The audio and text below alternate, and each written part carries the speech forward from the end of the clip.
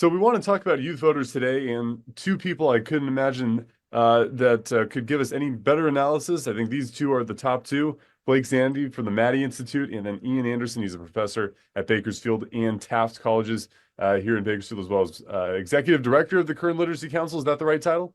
Correct. Yep. Perfect. All right. So we have two executive directors, and we have two people that are in touch with the youth vote. I think the good place to start is with you, Blake. You're in the Central Valley, in the northern portion of the Central Valley, at least from our Bakersfield perspective. Can you tell us what people at the Maddie Institute are looking at, and maybe just a brief background on what the Maddie Institute is as well? Yeah, sure. Well, really quick background on the Maddie Institute. We're a nonpartisan public policy institute that was established by the legislature in 1999.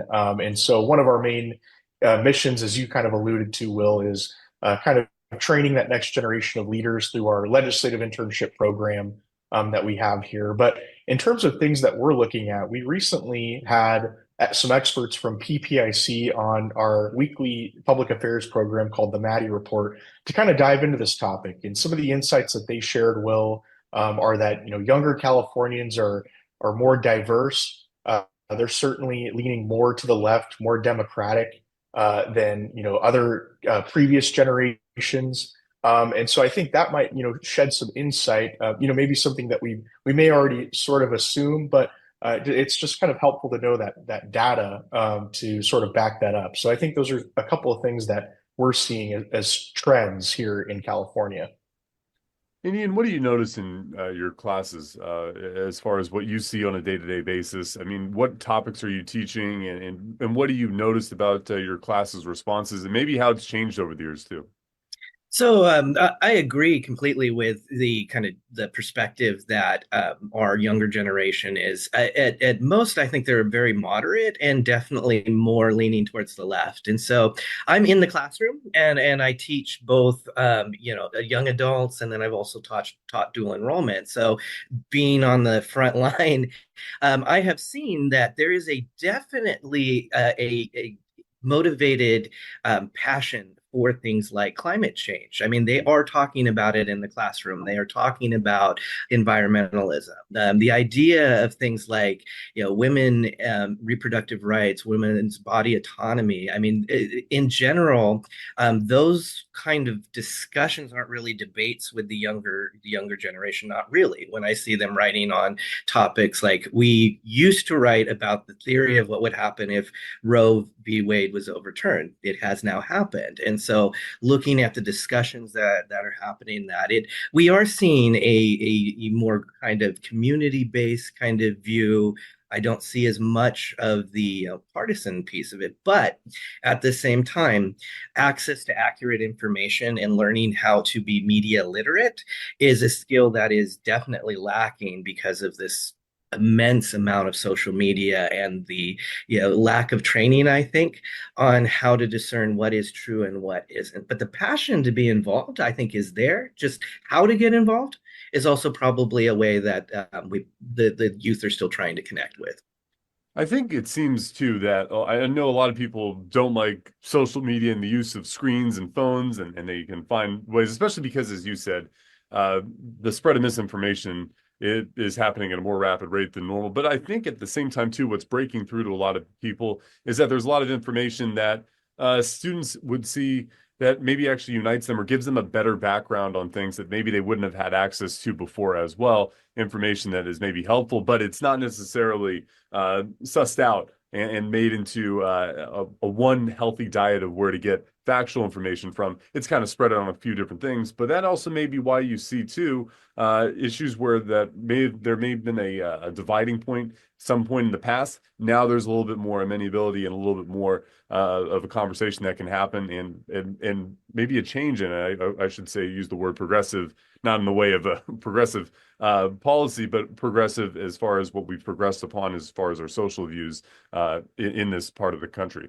Well, what do you think is the difference though between what we see in community colleges and colleges here in the Central Valley, then maybe students, or not students, I should say, but people who do not attend university? Is there a difference there that you hear between their conversations between family and friends, those that are deciding not to take up time at your fine Bakersfield and Taft colleges?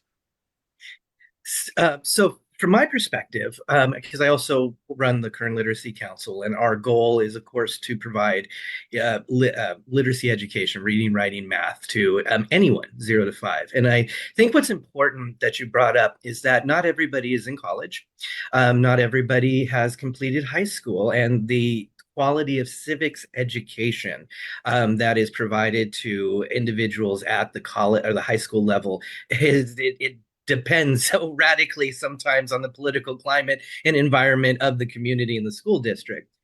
So one of the things I think is important to understand is that there are a lot of individuals that maybe only have high school level non-partisan education, I would say, around how government works. And then after that, they're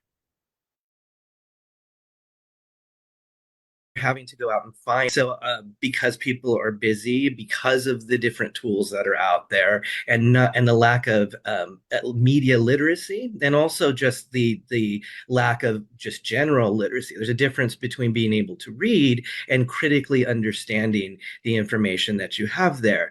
And so I think one of the things you have seen is in California we have some pretty low literacy rates, and that does correlate back to people's understanding of how government works and their own political self-efficacy and the feel that they can actually make change. If you understand how the system works and your role in it, you are less likely to be influenced by things like fear and propaganda, and those tend to motivating factors that elected officials use to get you to the poll. But that idea that you have that research skill sometimes is lacking, and it's not just. I think we should look at everybody because again, just not just college students vote, right? And I think that's a big point too. That I mean, not just college students vote, but what about those college students up in the Central Valley? To your question, Blake. Same question to you. What are you noticing from folks up your way and from students that are in your classroom? Well, I think Ian has a great point on media literacy. I mean, there's so much misinformation. I just was scrolling on, X, formerly Twitter, this morning, and the stuff that you see on there, it kind of gave me pause ahead of this discussion. Is just, I can't believe that, some of the things, and all across the spectrum, by the way, are on here. But I think, it's a trade-off of, what do we weigh as free speech, and do we allow folks to be able to put their views out into the world? I think obviously there is benefit to that, but that some of the things that the trade-off is some things you may not always agree with. I guess my point, I think what we're kind of noticing here at the Maddie Institute is uh, younger Californians, college students, seem to be less polarized. Kind of to Ian's point, younger people are a little bit more moderate. I think that that could be for a number of things. Number one, it could be because of education and being exposed to different points of view. Other possibilities. It could be that just younger people are sort of tired of all of the infighting and the rhetoric and division, and they just want solutions. They just want to be able to live their lives as Americans. And so I think that may be a driver as well. But those are some of the things that we're noticing. Could I Well, add to that? yeah, go for it. One of the points that Blake brought up, and it made me think about another key piece of what I'm seeing, is that generational gap. We have a much larger uh, distribution of what we call the boomer generation, I guess, the older generation and the younger generation. And I think some of that is just social cultural change from the generation that was used to trusting three main uh, cable news stations, right? The Walter Cronkites or whatever, right? And we had this real trust in media. And it's not that it has broken. I think that the truth is that now we have this technology that truthfully some generations don't understand how to use that, and we talk about digital literacy and those components. But I think there's also the fact that as we age, it is harder for our brains to be able to manage all of these different perspectives, whether we want to or not. This cognitive dissonance, I think, is something that really plagues us because, as Blake said, not everyone's going to agree. I mean, that's the beauty of America, right? That you can still live together and maybe not agree on topics. And I think that what Blake brought up, I really truly see this in the classroom, that partisan fighting, that bickering. Like, what I hear is that most young people are turned off by that. They don't like to watch the presidential debates or discussions because it's not that they don't necessarily disagree with the urgency of economic reform, but they don't want to listen to name calling and fighting. And really, what I've heard is, solutions. Like, how exactly is this going to work? You don't like that person, that's fine. But I don't know if we're teaching that well in the classroom anymore. And I think that's another piece too. How do we effectively disagree without being able to just block people? Because we've created these echo chambers where suddenly now we're only seeing what we want to see. And that, I think, that really drives a lot of this divide or perception of divide. Well, I think one of the interesting things that we think about in the last since the Trump presidency, and it bleeds over to what we see here in California, I think a little bit too, where you had someone who, rightly or wrongly, had been framed for some time as very dictatorial. He's a dictator, or whatever you want to assign to him. And you had that kind of echo chamber that would then build up, and that was sort of the thought that happened with him. And obviously there are some things where, president signed executive orders or the such. And it definitely helps when you have a majority, as he did when he first started in Congress, or he had a majority in Congress when he first started up as president. And there then becomes that title that's assigned to the person, whether true or not. And then as we get here to California, we kind of look to see what's been happening with the Democratic supermajority on the other end of the spectrum. You kind of get that same title associated with Governor Newsom, especially when we think about Kern County legislators that think that there's, some sort of repercussions that going against the Democratic Party in this state, whether it's Dr. Jasmine Baines or Rudy Salas in the past, from what political consequences they've faced. And these are folks here in the Central Valley that see the consequences of going up against the powerful, and they think, well, that's maybe where all the power derives from, when in reality there's a lot more that goes into it. As we talked about a legislative process, a lot of people just think, well, if you're loud, if you have a very strong about your points, you can push something through, because essentially for a lot of these younger people, that's been half of their lives so far, has been watching this in person and impact their everyday lives, whether they've been Californians looking at President Trump from afar, or Governor Newsom in the same way, especially where the Central Valley is a little bit more different politically than right around the rest of the state when we think about San Francisco, Bay Area, Los Angeles, or the such. So I think that's an interesting thing as well. Do you see that there's a disconnect or a disappointment between folks here in the Central Valley and their opinions of how policy is made here in California and maybe across the rest of the country?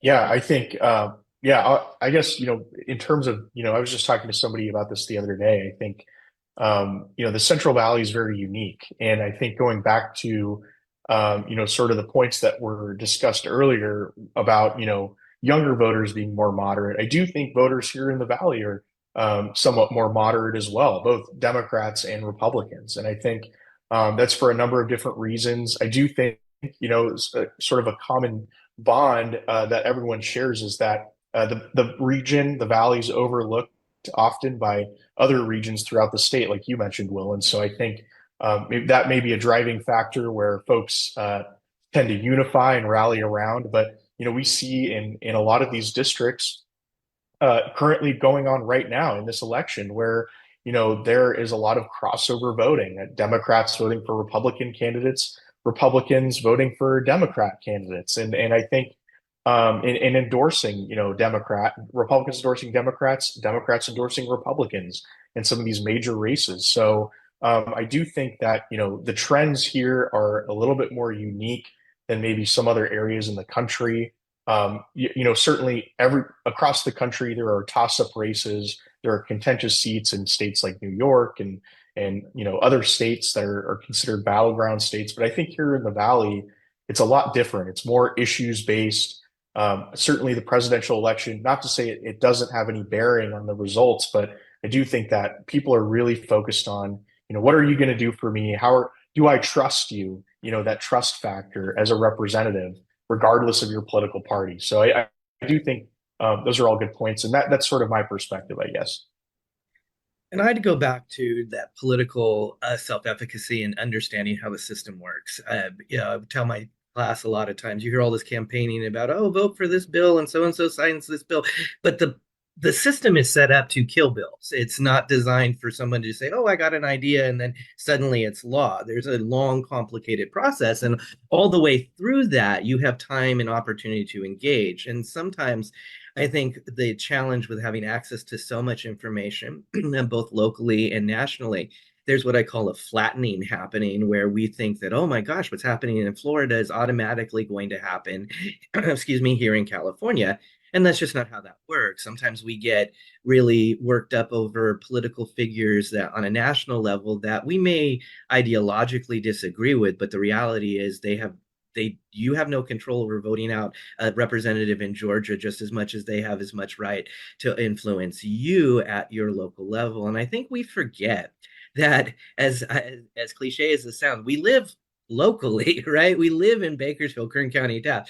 And so it really matters more what your governor's doing and the policies that are coming out of, in our case, Sacramento. And you have a lot more connection at the local level to the state and especially your mayor, supervisor, right? And those are the things that are going to impact you. I tell my students, if your rights are going to be violated, they're going to happen as you're, driving home down the street in your local community. Not that we want that, but I mean, things like that happen right there. And so instead of going, well, I need to elect a new president, we need to start thinking about how do we engage civically to address those issues. I mean, we have a homeless crisis in this state, but the governor can allocate funding, have executive action and order or whatever. But if we're going to really address those things, it's nonprofits, community organizations, members of that community that are actually going to engage and create solutions and pathways for those kinds of issues. But again, that takes work. And it's a lot easier to go viral with some sort of comment or whatever than actually engage. And as being on the front line in a nonprofit that works with, literacy equity, I see every day what happens when you are engaging in making change, right? There is disconnection in the understanding of not only that just because you pass a piece of legislation, you still have to implement it. And that is, I'd like to joke that the easiest process is getting a bill passed and signed into law. After that, you have to implement it, and there are many ways along that path where communities can influence the effectiveness of legislation. We've seen that with gun control. We've seen that with same-sex marriage. We've seen that across the board with a lot of things. And so again, uh, with the election integrity and things like that, one of the things that was a little bit shocking to me was that a lot of people didn't understand that your elections are really handled locally, and that if you want to engage, if you're concerned, like a lot of people didn't know that you can go and observe the counting and things like that. So it goes back to that education, that connection. Like if you don't know what your role is, how to engage, then of course you're going to feel that, oh, there's a dictator. This person's going to come and but that's a lack of knowledge, and that is something that we can address.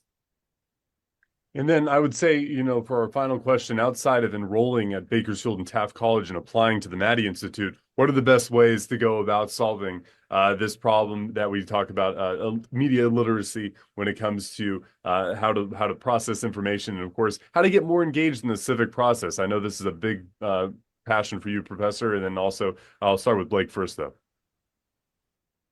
Yeah, absolutely. I mean, maybe I can just speak to a little bit about some of the work that, we try to do is just, try to increase citizen participation and engagement in the democratic process. And so, this is a critical time. This is when folks are paying attention with elections going on, especially a big national election, the presidential election. And so, holding forums and events to have, dialogue on important issues, how can we, some of the issues that Ian mentioned are, how can we combat some of this misinformation, and how can we build trust in some of our institutions?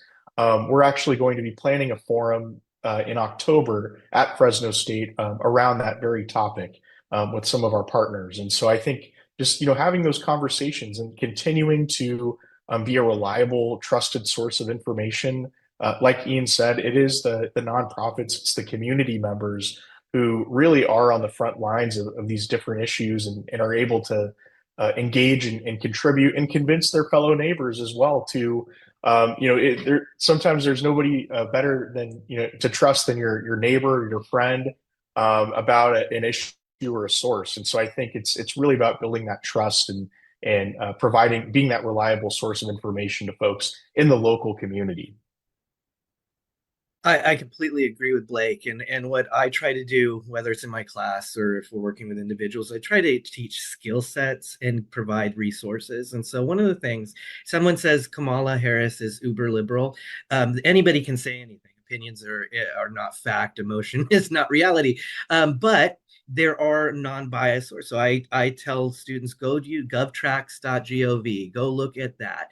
Go to the candidate's website, because the truth is you won't know if they're liberal or conservative, which is a spectrum, unless you see how they vote. And so that information is free. It's available. Govtracks.gov is one of the places I go to. California legislation. Go to the website there. Go to your California state website. Look at for elections. If you're here locally in Kern County, if you are curious about whether your vote counted, there is a ballot tracker on the Kern County election office website. All of the information that you need. Yeah, it's not funny and cute like TikTok, right? It's not, but it's there. And so what I tell people is also use social media to your advantage. Every elected official has some sort of social media account.